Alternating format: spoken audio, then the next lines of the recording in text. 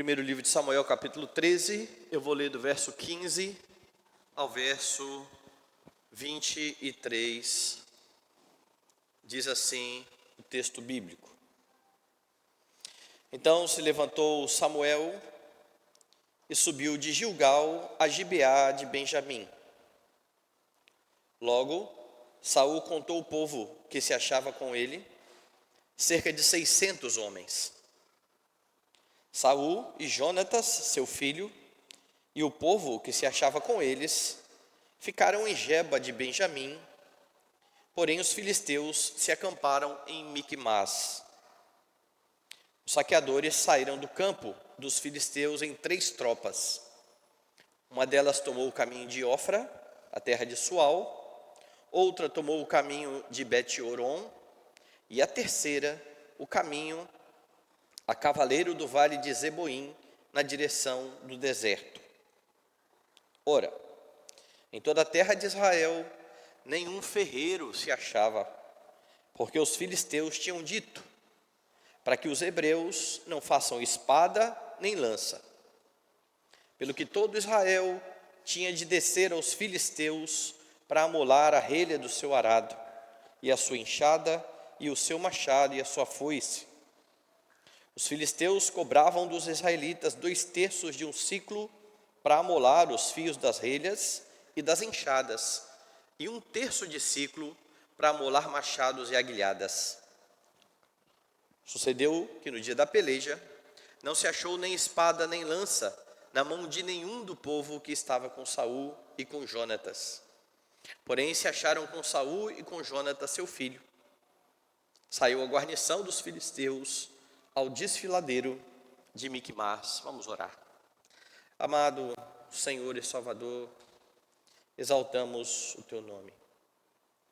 Agradecemos, Pai Santo, o grande privilégio que temos de poder nos reunir nesse dia bendito, dia do Senhor, a fim de prestar culto ao Teu nome, a fim de ouvir a voz do Senhor, que ecoa na pregação da palavra. Que o Senhor venha, de fato, ó Deus, instruir a nossa vida, que o Senhor nos ajude a caminhar em santidade na Tua presença, vivendo os nossos dias para a Tua glória. Fala ao nosso coração nesse momento, em nome de Jesus, amém. Meus irmãos, no começo do capítulo 13, aqui do primeiro livro de Samuel, você percebe, você aprende que a obediência ao Senhor não vai livrar você necessariamente de passar por aflições. Há muitos crentes que acabam se frustrando porque eles acham que se caminharem com o Senhor, eles estarão livres de problemas. E isso levou, por exemplo, Asaf no Salmo 73, a começar a questionar exatamente tudo que estava ocorrendo em sua volta. Como é que podia ser possível ele, um crente, alguém que buscava viver em santidade, passar por tanta dificuldade, enquanto ímpios estavam prosperando diante do Senhor? E se você não tiver em seu coração o entendimento correto de que a obediência a Deus não é sinal de uma vida sem aflição, você irá muitas vezes passar pelo mesmo problema de Asaf. Você percebeu aqui no texto que com muito atraso, pelo menos 1 ano de atraso, Saul começou a fazer o que Deus havia ordenado. E quando ele finalmente obedeceu, ele se viu diante de um grande problema. O poderoso exército filisteu se levanta diante dele. E então, na sequência do capítulo 13 ainda, você aprendeu como é que você precisa agir nesses momentos. Quando as aflições se mostram presentes na sua vida, como é que você precisa agir?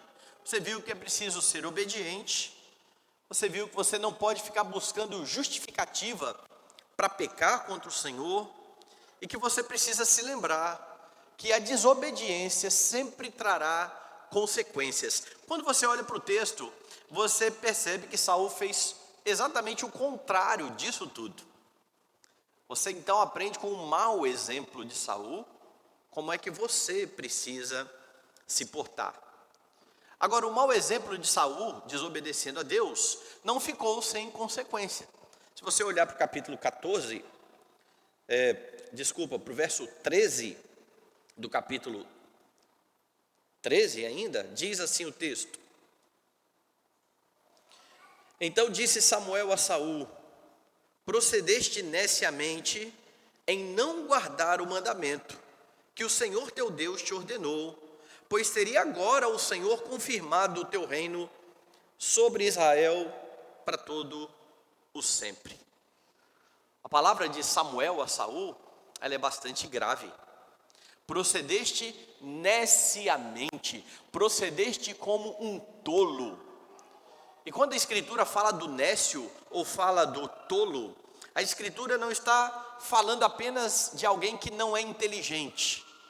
A Escritura está falando de alguém que é moral e espiritualmente culpável diante de Deus, ainda que seja muito inteligente, ainda que tenha muitos recursos intelectuais, e ainda assim está procedendo de forma tola, por deixar os mandamentos do Senhor.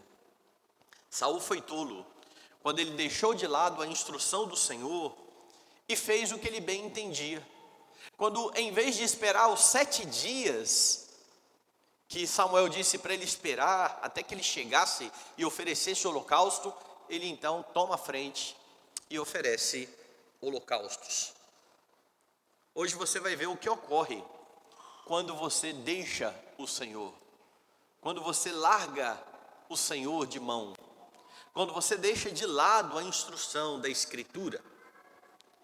Quando você deixa o Senhor, o texto vai mostrar, você fica sem direção.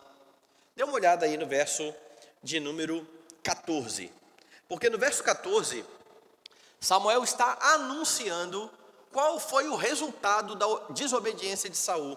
Ele disse assim: já agora não subsistirá o teu reino.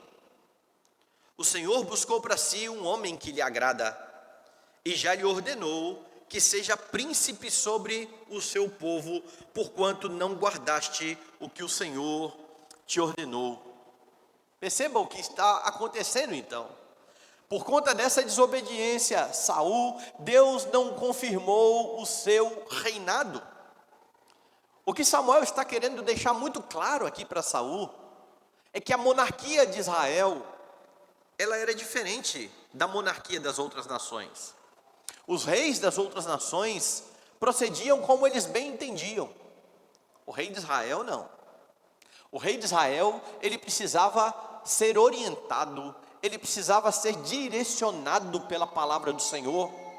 É por isso que lá na lei, em Deuteronômio, diz que ele deveria meditar na palavra do Senhor. Tudo o que Saul não fez neste momento. O rei de Israel não tinha autorização para agir de forma independente. Como ele fez isso? Como ele, em vez de obedecer ao Senhor, fez aquilo que entendia que deveria ser feito, o resultado foi imediato. Dê uma olhada no verso 15, na parte A. Diz assim o texto: Então se levantou Samuel e subiu de Gilgal a Gibeá de Benjamim. A ideia é que Samuel acabou de pronunciar aqui o juízo. Olha, você não será mais o rei de Israel, Deus vai buscar outro rei para ele. E a partir do momento em que ele falou isso, ele já se virou e foi embora. Ele deixou Saul. Saul agora está por conta própria. Saul agora está totalmente sem orientação. A partida de Samuel traz uma mensagem silenciosa, mas eloquente. Ela precisava ser entendida pelo rei. Saul não tem agora a quem recorrer. Outrora o Senhor o havia orientado por meio do seu profeta, e o rei não deu ouvidos. O rei, diante da pressão, agiu por conta própria, sem confiar no Senhor, e então não há mais instrução. Já que você não atendeu a minha instrução, você ficará sem instrução. Deus está tirando de você o reino. E Samuel se vai. Samuel deixa Saul. Isto é o que ocorrerá a todo crente que não confia no Senhor. Isso ocorre com você. Quando você deixa de lado a instrução do Senhor, quando você não confia na palavra do Senhor. Você começa a agir por conta própria. Você ignora a Escritura. Você anda pelos caminhos que satisfazem o seu coração, esquecendo daquilo que Salomão orientou aos jovens. Porque Salomão disse aos jovens: anda pelos caminhos que satisfazem ao teu coração. Lembra, porém, que de tudo isso Deus te pedirá conta. E quando o homem não confia no Senhor, ele vai de fato fazer aquilo que ele acha que é correto. E muitas vezes não vai medir esta consequência. Ele vai viver ignorando o fato de que um dia ele prestará conta de todos os seus atos diante do seu Senhor. Quando você não tem a direção do Senhor e toma o seu próprio caminho, você está então em grande perigo. Você se encontra em uma posição muito desfavorável. Como afirma o próprio livro de Provérbios, lá no capítulo 14, verso 12, há caminhos que ao homem parece direito, mas ao cabo dá em caminhos de morte. Esse é o caminho do tolo. Ele avalia, ele acha que vai ser bom, mas porque ele ignorou a sabedoria do Senhor, porque ele ignorou a voz do Senhor, ele logo perceberá que é um caminho errado, que é um caminho de morte. Cuidado para que você não fique sem a direção da palavra do Senhor. Cuidado para que, à semelhança de Saul, você não queira tomar os seus próprios caminhos quando você se vir diante de alguma dificuldade, diante de algum problema que você entenda que é muito grande para você resolver. Porque nesses momentos, e esses momentos ocorrem, em que você está diante de grandes tribulações, é exatamente o momento para você se voltar para o Senhor. Tenha então no seu coração o mesmo desejo do salmista, lá no Salmo 119:10. Ele clama da seguinte forma: de todo o coração te busquei, não me deixes fugir aos teus mandamentos. Veja que belo pedido. Senhor, eu estou buscando o Senhor de todo o coração, não me deixe ficar sem um mandamento. Mas se você ignora o Senhor, não há direção. Você está num caminho perigoso. Muitos crentes estão, de fato, desorientados. E isso se deve ao fato de terem deixado de lado a confiança no Senhor.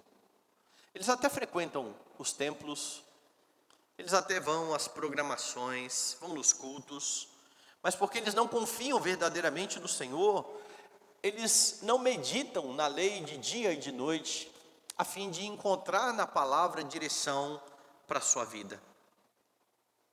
Quando você deixa o Senhor, você fica sem direção. Mas o texto diz um pouco mais. Quando você deixa o Senhor, você se vê diante da ameaça iminente. Perceba agora o que vai ocorrer. Saul foi deixado por Samuel. Samuel se foi. Saul está preocupado porque os filisteus estão vindo. E agora os filisteus começam a sua movimentação de guerra. Dê uma olhada aí no verso 16. Verso 16, parte B. Porém os filisteus se acamparam em Miquimás. Os saqueadores saíram do campo dos filisteus em 3 tropas. Uma delas tomou o caminho de Ofra, a terra de Sual. Outra tomou o caminho de Bet-Horon, e a terceira o caminho a cavaleiro do vale de Zeboim, na direção do deserto. É como se Saul e a sua tropa estivessem aqui neste local e os filisteus começassem um cerco. Uma tropa veio para o lado de cá, outra mais acima e outra em volta. É como se fosse um arco aqui em volta de onde está Saul e os seus homens. A movimentação de guerra, ela começa a acontecer. Eles estão cercando o local onde está Saul e o seu exército. Mas além da ocupação das cidades israelitas, porque todas essas cidades para onde eles foram, eram cidades israelitas. Eles foram tomando as cidades israelitas. Havia uma situação ainda mais grave, que está relatada a partir do verso de número 19. Dê uma olhada. Ora, em toda a terra de Israel, nenhum ferreiro se achava. E por que isso pode ser ruim? Você pode dizer, né? Dê uma olhada. Porque os filisteus tinham dito para que os hebreus não façam espada e nem lança. Quem dominava a tecnologia de construir e de amolar as espadas e as lanças eram os filisteus. Eles estavam à frente de Israel no uso dessa tecnologia. E para piorar, eles não permitiam que dentre o povo de Israel alguém se estabelecesse ali como ferreiro. Porque alguém poderia dizer, é hora de eu ganhar muito dinheiro aqui. Não é assim que se faz? Só que eles proibiram, ao que tudo indica, os filisteus de trabalharem e servirem ali Israel com tudo isso. Resultado é o que está aí. Não havia ferreiro em Israel. Verso 20. Pelo que todo Israel tinha de descer aos filisteus para amolar a relha do arado, e a sua enxada, e o seu machado, e a sua foice. Os filisteus cobravam dos israelitas 2/3 de um ciclo para amolar os fios das relhas e das enxadas, e 1/3 de um ciclo para amolar machados e aguilhadas. Sucedeu que no dia da peleja não se achou nem espada nem lança na mão de nenhum do povo que estava com Saul e com Jonatas. Porém, se acharam com Saul e com Jonatas, seu filho. Saiu a guarnição dos filisteus ao desfiladeiro de Micmas. Os filisteus foram bastante ardilosos aqui. Eles mantiveram o monopólio das armas, o monopólio do armamento. O máximo que Israel conseguia fazer, amolar a enxada, quando eles tinham que trabalhar. E para isso eles ainda davam dinheiro, pagavam. Amolavam o arado, pagavam. Com isso, os filisteus estão tomando o dinheiro de Israel. Não há armamento com nenhum dos israelitas, exceto com Saul e Jonatas.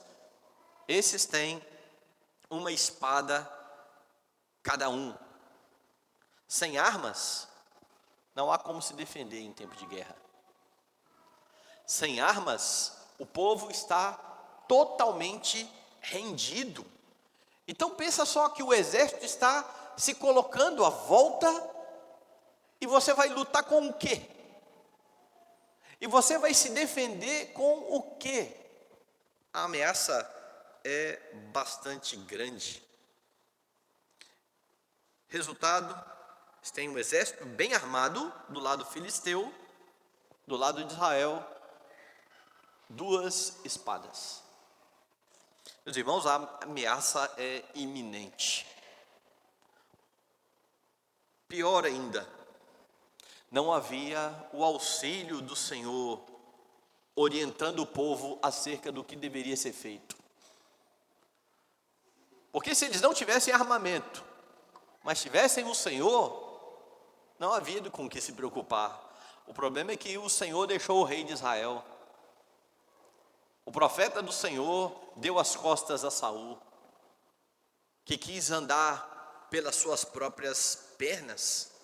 Então, humanamente falando, Israel está em grande apuro. Humanamente falando, é impossível lograr êxito contra o exército filisteu. E eu repito, a ameaça de destruição, ela é iminente. E de igual forma, meus irmãos, estão aqueles que abandonaram ao Senhor. Mesmo aqueles que não têm noção de que eles deixaram o Senhor, estão à mercê do grande e terrível dia do Senhor.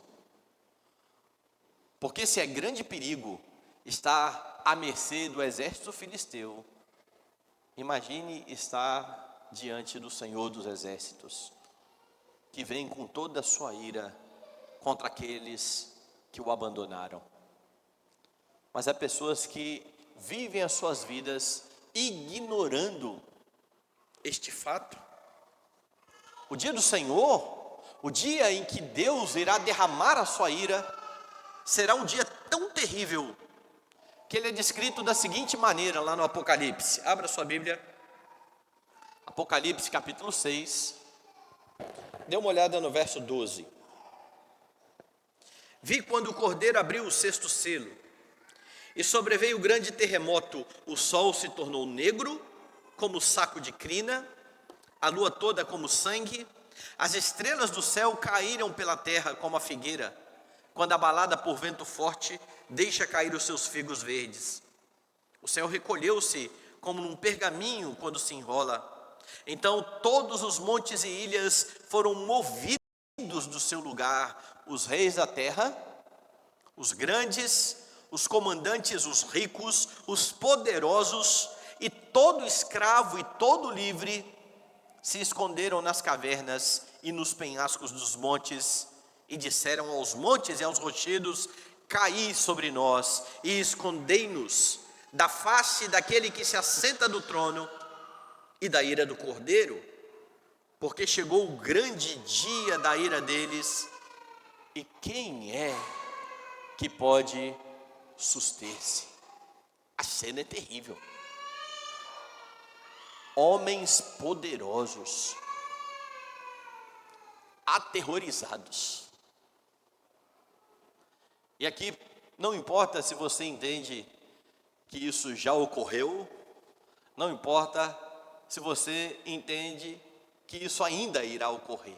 Porque ainda que você entenda que isso já ocorreu, esse juízo foi o juízo lá no ano 70, somente para os judeus, ele é uma amostra daquilo que também ocorrerá no juízo final. No dia do Senhor, na vinda do Senhor para julgar a terra, todos aqueles que estão sem Cristo, todos aqueles que abandonaram o Senhor, estão diante de ameaça iminente. Porque sem Cristo, a destruição é iminente. E isso implica, meus irmãos, o fato, o dever que você tem como servo de Deus, de proclamar aos homens a salvação, de conclamar os homens a se renderem diante do Senhor Jesus Cristo. Os homens precisam ser avisados de que eles precisam beijar o Filho para que ele não se irrite, porque dentro em pouco a sua ira será inflamada. A vinda do Senhor é iminente, logo o perigo de juízo é iminente. Lembrando também que esta era a sua situação antes de Jesus Cristo.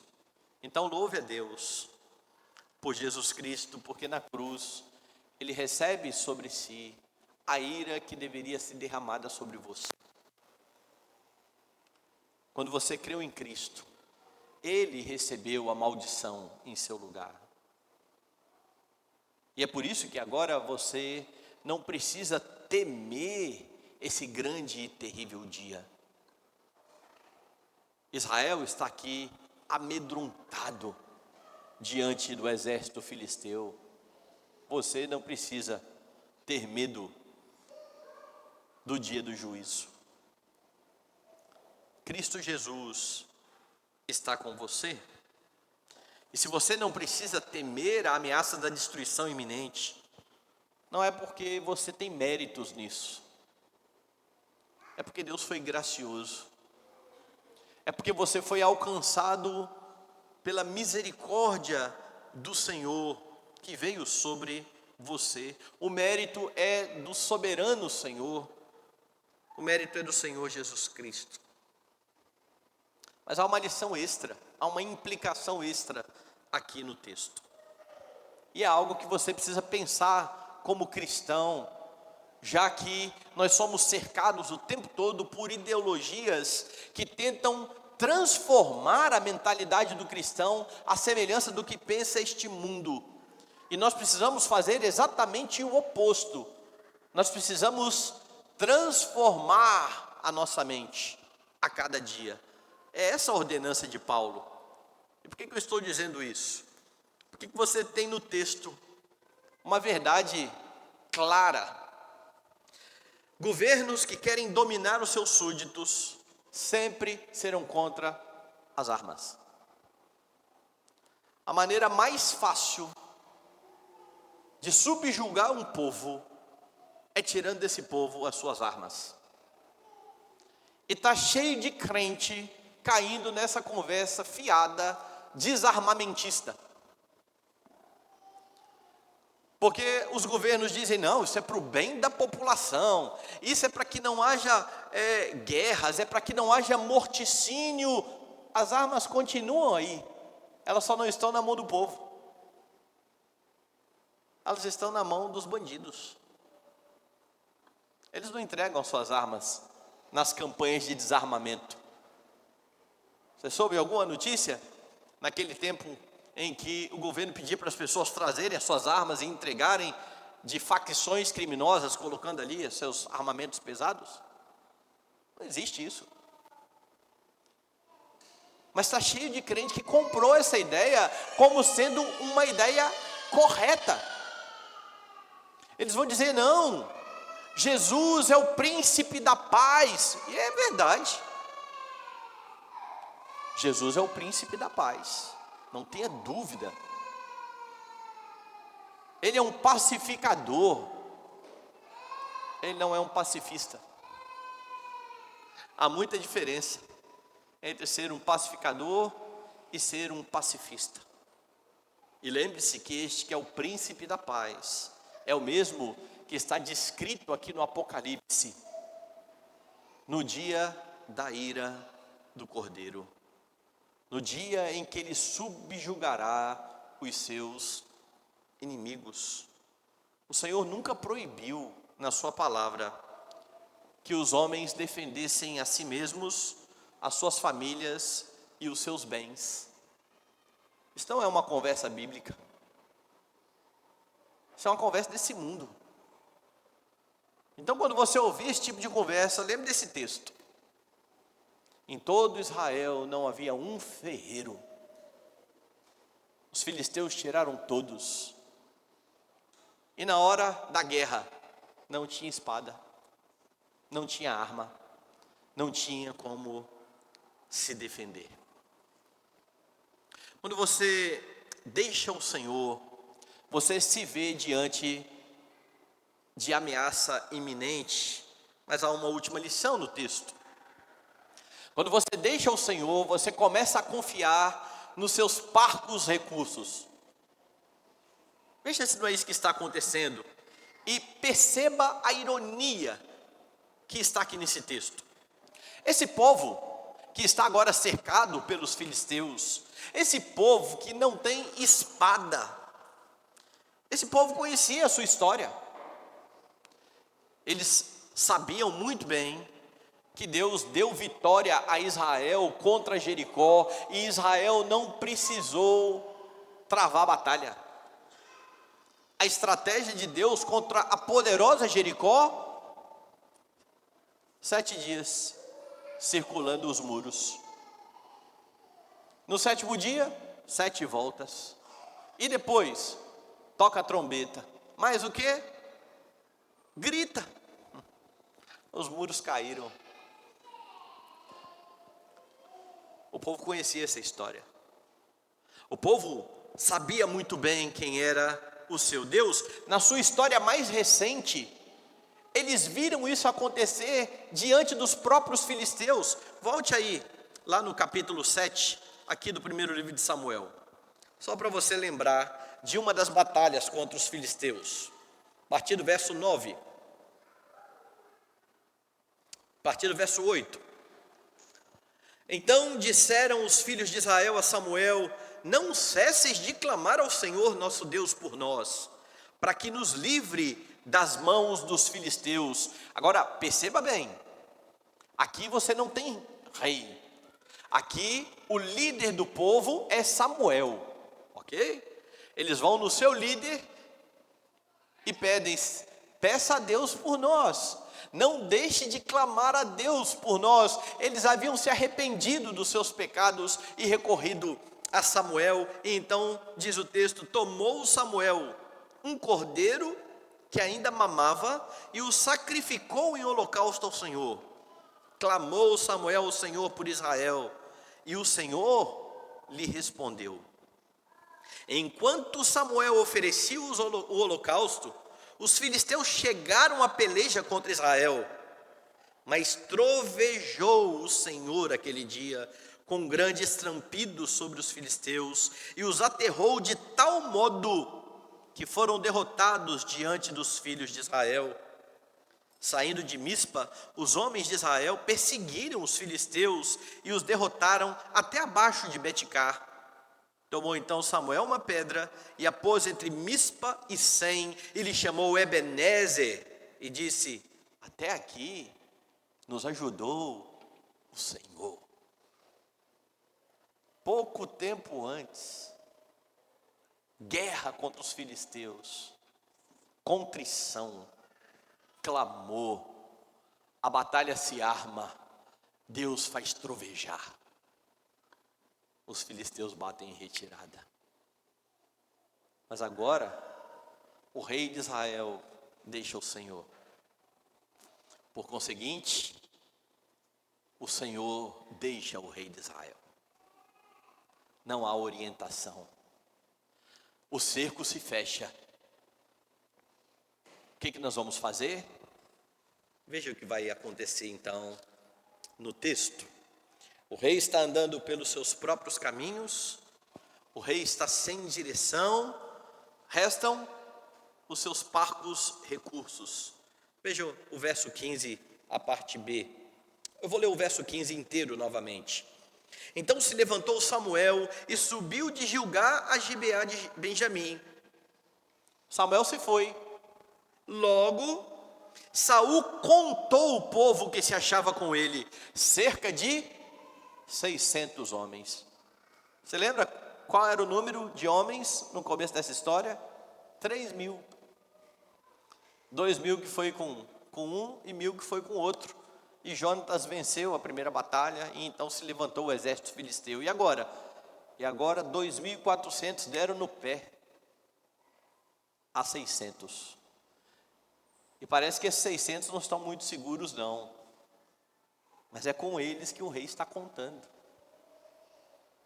Ele está olhando e vendo quais são os seus recursos. E de novo, humanamente falando, isso não dá para nada. Além disso, não havia armas. 600 homens, 2 espadas. Uma na mão de Saul, uma na mão de Jonatas. Esses são os recursos para enfrentar o poderoso exército filisteu. Quando você deixa o Senhor, você passa a confiar naquilo que você tem, e o que você tem não é nada. E o que você tem não basta para a sua vida. E o que você tem não te dá condições para ter uma vida tranquila nessa terra. Mas esse é um resultado de deixar o Senhor. Isso é loucura. Este povo, em vez de se voltar para o Senhor, o rei, em vez de se voltar para o Senhor, começou a confiar no pouco que tinha. Mas lembre da história. Se esse povo estivesse com o Senhor, não importa poucos recursos. Não importa se só tinha 2 espadas. Eles têm o Senhor, eles têm o Deus que fez trovejar. E os filisteus se foram. O problema é que eles não têm o Senhor. Sem o amparo e direção do Senhor, mesmo que eles tivessem um grande exército para fazer frente contra os filisteus, eles ainda teriam pouco. Eles ainda estariam em apuros.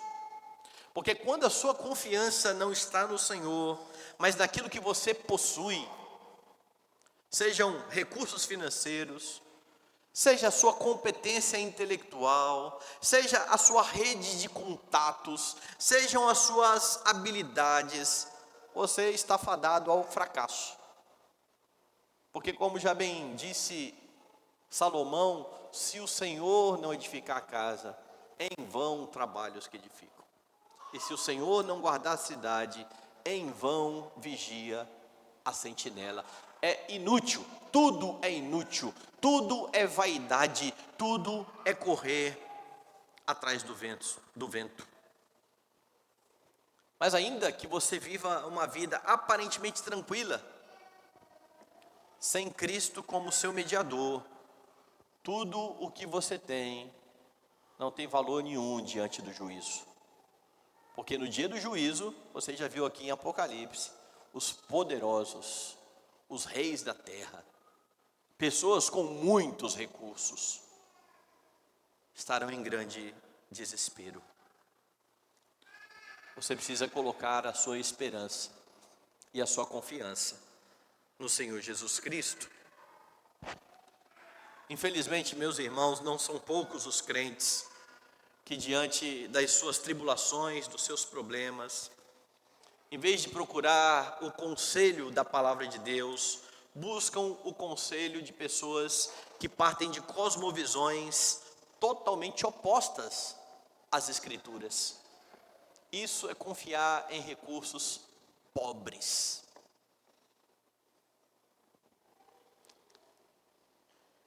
Você tem algo muito melhor do que isso. E é por conta desse tipo de postura que pecados que deveriam ser confessados e perdoados por Cristo são vistos por muitos como transtornos. Não, mas é só uma forma de ver. Não, a forma como você enxerga o problema vai nortear o que você vai procurar para a solução. Se você acha que você tem um transtorno, você vai procurar terapia.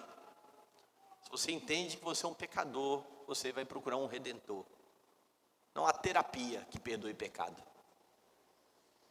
Não há terapia que ligue o homem com Deus. Não há terapia que santifique o homem diante do Senhor. É por isso que você precisa enxergar os problemas e a forma como você reage aos problemas pela perspectiva da Escritura. Porque quando você enxerga pela perspectiva desse mundo, você vai procurar a solução errada. Você irá para longe do Senhor Jesus Cristo. Se você entende que as suas reações às circunstâncias são reações não piedosas ou pecaminosas, não há outro recurso senão buscar o perdão de Jesus Cristo. É claro que com isso eu não estou dizendo que você ignora qualquer tipo de recurso que você tenha. Não, se está doente, você vai para o médico. Você tem câncer, você vai procurar um médico. Você está com problema no coração, você vai procurar um médico. Você quebrou o braço, você vai procurar um médico. E você não vai confiar no médico. Você vai confiar no seu Senhor, que usa o médico. O problema é quando você começa a confiar nestes recursos pobres, que fazem oposição à palavra de Deus, que concorrem com a palavra de Deus. Confiar nos recursos em vez de confiar no Senhor é loucura, é insensatez. Quando você deixa o Senhor, você então fica sem direção, você se vê diante de uma ameaça iminente, você confia nos seus parcos recursos. Foi isso que ocorreu com Adão, meus irmãos.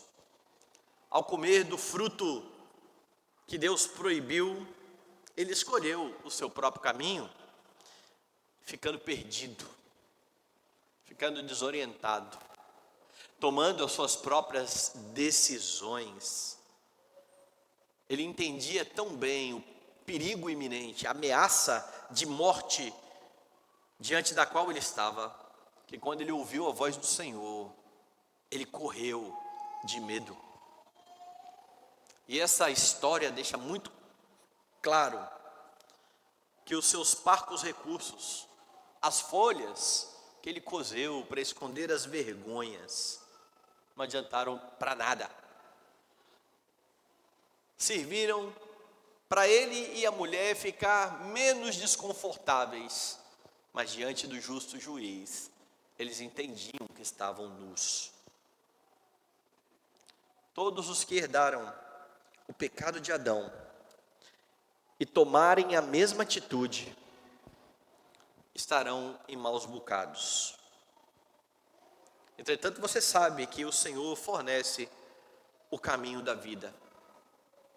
E o caminho da vida passa por confiar em Jesus Cristo, providenciado por Deus, o Filho bendito de Deus, entregue para sofrer em seu lugar.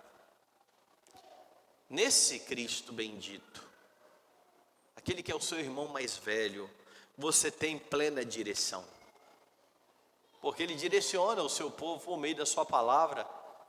Ele é o profeta perfeito, que não cessa de orientar o seu povo. Em Jesus Cristo não há por que você temer o grande e terrível dia do Senhor. Ele é o advogado que está ao seu lado. Ele é aquele que defende a sua causa, e defende como nenhum outro advogado, porque ele mesmo sofreu a punição que deveria recair sobre você. Em Jesus Cristo, você desfruta de todos os recursos dados pelo Senhor, mas você faz isso da maneira correta, usando tudo o que você tem da parte dele, para a glória dele. E quando você não tem estes recursos, você não entra em desespero. Você sabe que você está seguro, porque segurança verdadeira só há em Cristo Jesus. Cuidado para não fazer como fez Saul. Cuidado para não deixar de lado o Senhor, porque para aqueles que deixam o Senhor, de fato, não há segurança alguma. Que Deus mantenha o seu coração seguro nele, para que você viva para a glória dele.